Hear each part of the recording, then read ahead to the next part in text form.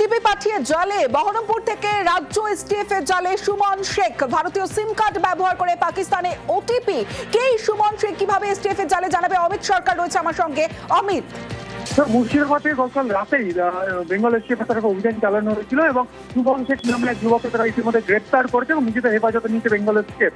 তবে এদের বিরুদ্ধে কি অভিযোগ? গত সপ্তাহে জাহিদ বলে প্রথমে একজনের গ্রেপ্তার করা হয়। সে মূলত বহরমপুর শহরের কাছে তার সিমের দোকান, সিম বিক্রি করতো এবং সেটা এদের বিরুদ্ধে অভিযোগ যে ভারতীয় সিম কার্ড সেটি থেকে ওটিপি জেনারেট করে, অর্থাৎ প্রি অ্যাক্টিভেটেড সিমকে অ্যাক্টিভেট করে এবং সেটিকে ওটিপি জেনারেট করে ডিজিটাল ফর্মে পাকিস্তানে সেটিকে ব্যবহার করার ক্ষেত্রে ওরা ওটিপি সেখানে বিক্রি করেছে।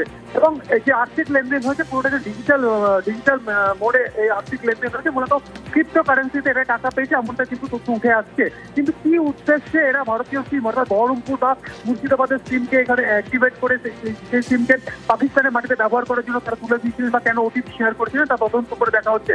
কোনো জঙ্গি সংগঠনের কাছে সমস্ত সিমের ওটিপি প্রোভাইড করা হয়েছে কিনা বা দেওয়া হয়েছে কিনা সেটি খতিয়ে দেখছেন বেঙ্গল এসটিএফ।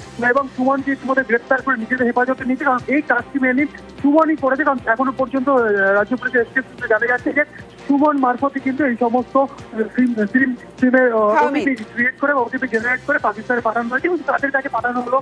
যে আর্থিক লেনদেনের কথা বলা হচ্ছে যে ডিজিটাল মোডে বা ক্রিপ্টো কারেন্সি টাকা এসেছে, সেটা কোথা কি মারফত এসছে বা কোন মাধ্যমে সমস্ত বিষয়ে তদন্ত করে দেখছে এসটিএফ।